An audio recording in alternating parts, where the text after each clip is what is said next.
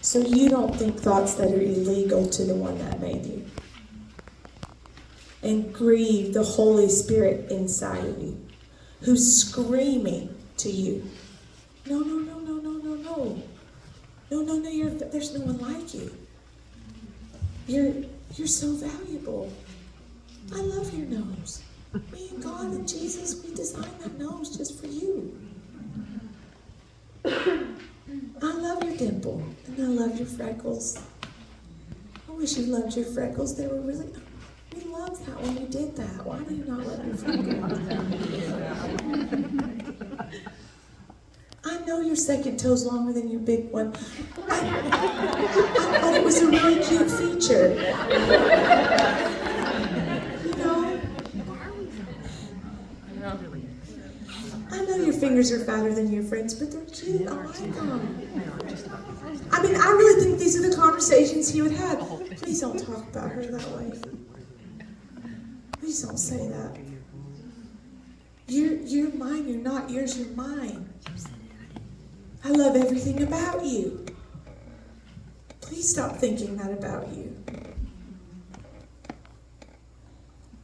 Let's read. That's not Psalm 139. That is Psalm. Listen, this is what I was about to read. This is funny. Along the banks of Babylon's rivers. We sat as exiles mourning our captivity. That's not the word of the Lord. Okay. I mean, it is, just not tonight. Oh my gosh, I was like, what is happening?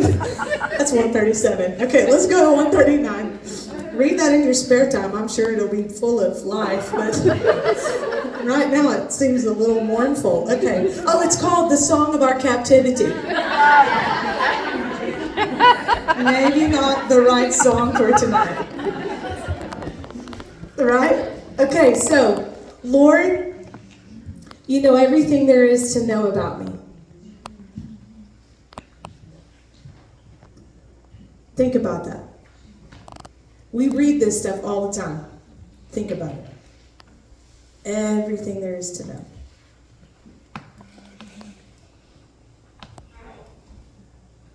You perceive every movement of my heart and my soul. And you understand my every thought before it even enters my mind. You're so intimately aware of me, Lord. You read my heart like an open book, and you know all the words I'm about to speak before I even start a sentence. You know every step I will take before my journey even begins. Some of your passages will read, you scrutinize my path. I was like, that sounds harsh. You scrutinize my path. It actually, like in the original language, that word scrutinize means like ground into dust, like when they ground the golden calf into dust. And it means to sift through and to measure, to determine, like to sort out. So God literally has taken the paths that you'll walk, the roads, the journeys, the decisions, the choices, the relationships, and he sees them like ground into dust before him. He sifts them all out.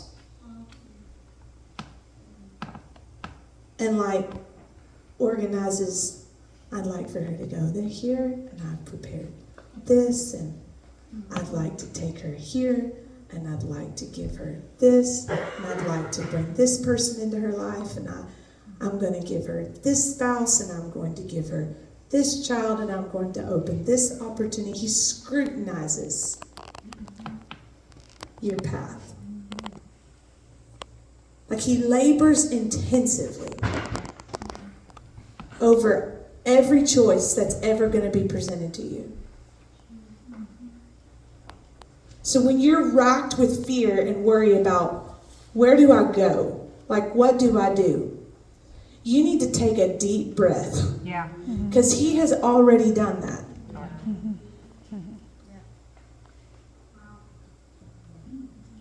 He scrutinizes your path. Oh, so good.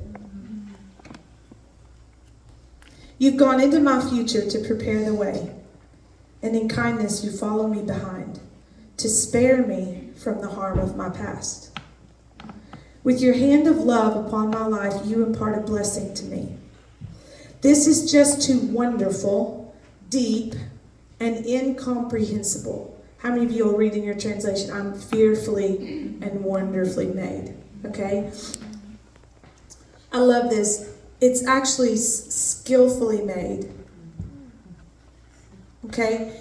I know you've probably heard this before. You know, the world was created when he spoke the word.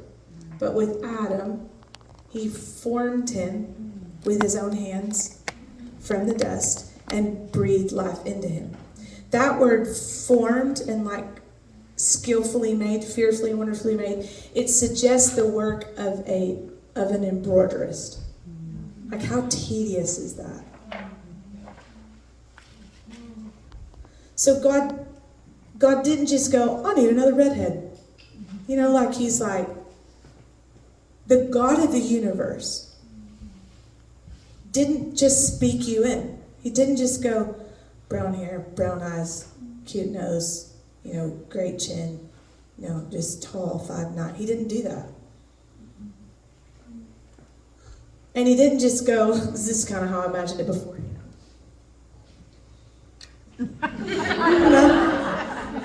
You know, you gotta have this action in there with man like, meh. Even on the backside, meh. You know what I'm saying? And with women, he's like, yeah, you're welcome, Adam. I'm just saying, like, that's not how it went down. Like, the labor and the intensity in which he created you is like the skill of a skilled hand embroidery, not the machine. That's how tediously he crafted you. And yet you disregard. And yet you dishonor. And devalue the truth of that. Like, that doesn't shape how you interact. The million other things you hear, that's what determines your interaction.